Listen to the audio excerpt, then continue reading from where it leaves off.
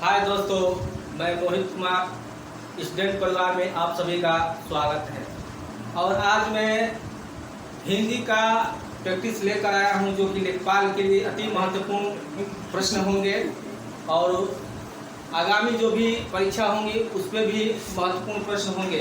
तो आइए पहला हम प्रश्न करते हैं। क्या पूछा गया है?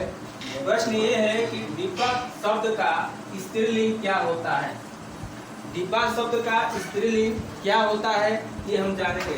तो सबसे पहले जानेंगे कि स्त्रीलिंग क्या होता है, यानी लिंग क्या होता है। लिंग का मतलब होता है चिन्ह। लिंग का मतलब चिन्ह होता है, या यूं कह सकते हैं कि निशान भी कह सकते हैं, निशान भी कह सकते हैं। और स्त्रीलिंग का मतलब ये कह सकते हैं कि जिस संज्ञा शब्द से स्त्री जाति का बोध हो उसे हम क्या कहेंगे? स्त्रीलिंग कहेंगे। अब हमें पूछा है क्या डिब्बा शब्द का स्त्रीलिंग क्या होगा। डिब्बे होगा, डिब्बो होगा, डिबिये होगा या डिबिया होगा। तो साथियों इसमें डिबिया सही होगा। क्या होगा? डिबिया। डिब्बा का स्त्रीलिंग जब हम बनाएंगे तो डिबिया हो जाएगा। आइए दोस्तों हम दूसरे प्रश्न का बात करते हैं। क्या कर रहा है? कथा का बहुवचन शब्द क्या होगा। कथा का बहुवचन सबसे पहले जानेंगे कि बहुवचन क्या होता है। बहुवचन उसे कहते हैं जो एक से अधिक हो। एक से जब अधिक होगा उसी को ही क्या कहेंगे? बहुवचन कहेंगे। लेकिन पूछ रहा है कथा। कथा का बहुवचन कथी नहीं होता है, कथायो नहीं होता है, कथाइया भी नहीं होता है। क्या होता है? कथाएं होता है। तो आपका ऑप्शन नंबर 2 सही हो जाता है। आइए दोस्तों हम बात करते हैं तीसरा प्रश्न का। क्या पूछ रहा है? परशुराम की क्रोधाग्नि ने क्षत्रियों को जला दिया में रेखांकित शब्द का शुद्ध वर्तनी कौन सा है। इन चारों में जो चारों ऑप्शन है इसमें से कौन सा शुद्ध है वो बताना है। क्या है? क्रोधाग्नि, क्रोधगनि, क्रोधाग्नि, क्रोधग्नि। तो इसमें बताना है कौन सा सही है। तो ये तो ए नंबर तो होगा नहीं, क्रोधाग्नि नहीं होगा। 2 नंबर बी नंबर की बात करते हैं तो क्रोधाग्नि ये भी नहीं होता है। और बात करते हैं डी नंबर, क्रोधाग्नि ये भी नहीं होता है। तो कौन सा भाई सही होगा? ये वाला 3 नंबर आपका, 3 नंबर ऑप्शन आपका बिल्कुल सही होगा। आइए दोस्तों 4 नंबर क्वेश्चन करते हैं। क्या कह रहा है कि मुरलीधर शब्द में कौन सा समास है। तो आइए जानते हैं। द्विगु समास पहला ऑप्शन है, दूसरा ऑप्शन है बहुब्रीहि समास, तीसरा ऑप्शन है तत्पुरुष समास, चौथा ऑप्शन है कर्मधारय समास। तो सबसे पहले जानेंगे कि द्विगु समास किसे कहते हैं। जिस समास में पहला पद संख्यावाची हो उसी को ही क्या कहते हैं? द्विगु समास कहते हैं। बहुब्रीहि समास किसे कहते हैं? जिस समास में दोनों पद प्रधान न हो, यानी कि अन्य पद प्रधान हो उसे क्या कहेंगे? बहुब्रीहि समास कहेंगे। तत्पुरुष समास किसे कहते हैं? जिस समास में उत्तर पद प्रधान हो उसे तत्पुरुष समास कहते हैं। और कर्मधारय समास किसे कहते हैं? जिस समास में पहला पद विशेषण हो और दूसरा पद विशेष्य हो उसे क्या कहते हैं? कर्मधारय समास। लेकिन हमको प्रश्न क्या कह रहा है कि मुरलीधर शब्द में कौन सा समास है। तो मुरली को धारण करने वाला, मुरली को कौन धारण करता है भाई? कृष्ण भगवान। यानी कि तीसरा अर्थ प्रधान हो जाता है, इसलिए आपका ऑप्शन नंबर बी सही हो जाता है। आइए दोस्तों इसी क्रम में हम पांचवा जो प्रश्न है उसको हम बात करते हैं। पांचवा क्या कह रहा है? गंगोर्मी शब्द का संधि विच्छेद क्या होगा। गंगोर्मी का संधि विच्छेद पूछ रहा है। तो आइए जानते हैं कि क्या पहला प्रश्न कर रहा है। गंगधन उर्मी, गंगाधन गोर्मी, गंगोधन उर्मी, गंगाधन उर्मी। तो पहले ये जानेंगे कि ये कौन सा संधि है। ये कौन सा संधि है? ये संधि गुण संधि का उदाहरण है।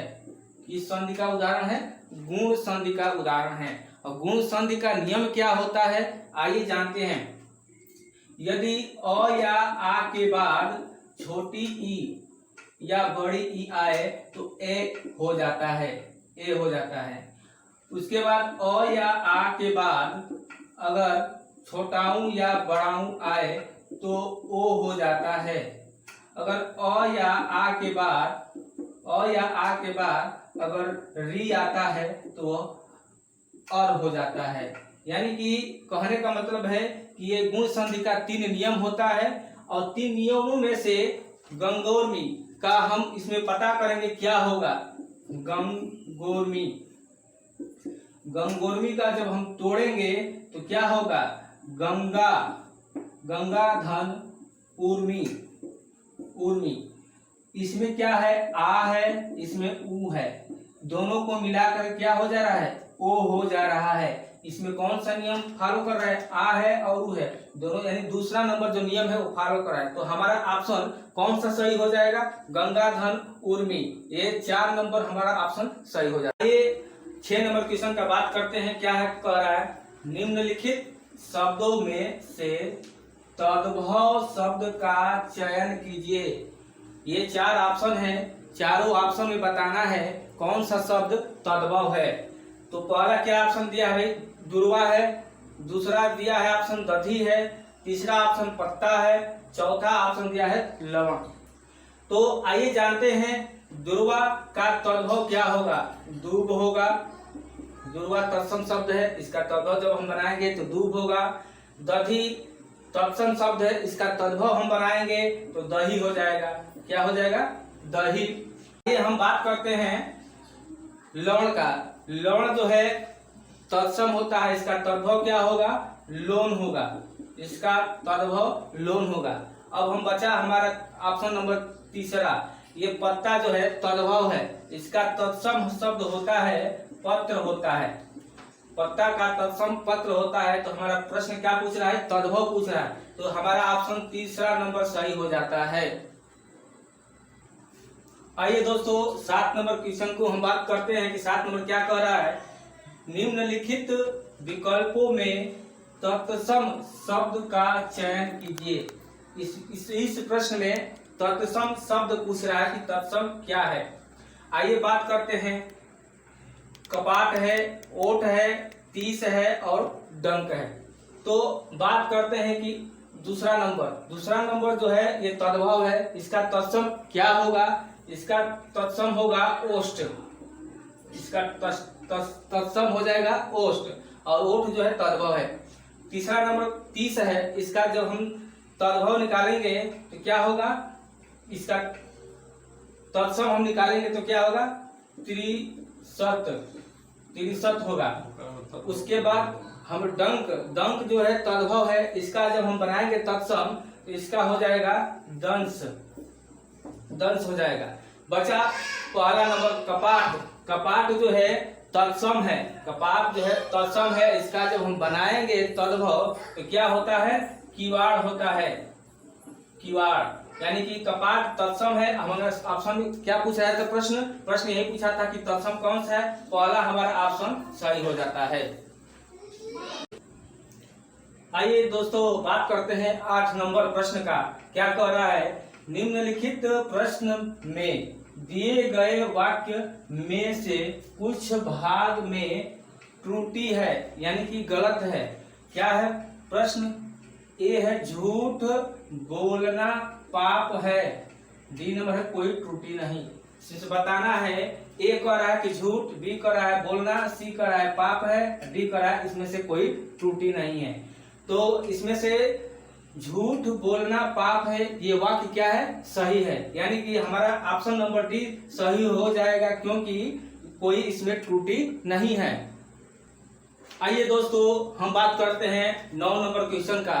क्या कह रहा है, निम्नलिखित प्रश्न में दिए गए वाक्य में से कुछ भाग त्रुटि है। ये वाक्य दिया गया है, इस वाक्य में कुछ त्रुटि है, उसी को बताना है। पहला इसमें क्या कह रहा है कि मैं कहीं नहीं जाऊंगा, मैं कहीं नहीं जाऊंगा। पहला ऑप्शन क्या कह रहा है कि मैं कहीं, दूसरा कह रहा है कि नहीं, तीसरा कह रहा है कि जाऊंगा, चौथा कह रहा है कि इनमें से त्रुटि नहीं है। तो हमारा प्रश्न ये है कि मैं कहीं नहीं जाऊंगा, हमारा उत्तर कौन सा सही हो जाएगा? बी नंबर हो जाएगा। क्यों भाई? बी क्यों सही होगा? क्यों गलत है? यह गलत इसलिए है कि नहीं पर बिंदु रहेगा, यहाँ पे बिंदु रहेगा, इसलिए बी नंबर हमारा क्या होगा? सही हो जाएगा। हमारा ऑप्शन बी नंबर सही हो जाएगा। आइए दोस्तों, हम बात करते हैं 10 नंबर क्वेश्चन का। क्या कह रहा है? निम्नलिखित लोकोक्तियों या मुहावरों के सही अर्थ चुनकर लिखिए। यानी क्या मुहावरा पूछा गया है? सांच को आँच नहीं, ये आपका मुहावरा या लोकोक्ति है। सांच को आँच नहीं, ये 4 ऑप्शन दिया गया है। कुछ सीखा पाया नहीं, एक सदा एक ही दशा, अपना कर्म ही फल देता है, सच्चे आदमी को खतरा नहीं। बताना है इसमें 4 ऑप्शन में से कि सांच को आँच नहीं, यानी सांच को आँच नहीं, इसमें से कौन सा सही होगा? हो जाएगा सच्चे आदमी को खतरा नहीं। तो ये इस 10 नंबर क्वेश्चन का आंसर नंबर डी आपका सही हो जाएगा। तो साथियों, आज हमने 10 क्वेश्चन पर चर्चा किया। ये 10 क्वेश्चन आपको कैसा लगा ये भी कमेंट बॉक्स में बताइएगा। और कल जो है हम 20 क्वेश्चन लेकर आएंगे और आप लोग के सामने हम प्रस्तुत करेंगे। तो आज यह वीडियो कैसा लगा? उम्मीद है कि अच्छा लगा होगा। तो हमारे चैनल को लाइक, सब्सक्राइब, शेयर जरूर करिएगा। धन्यवाद।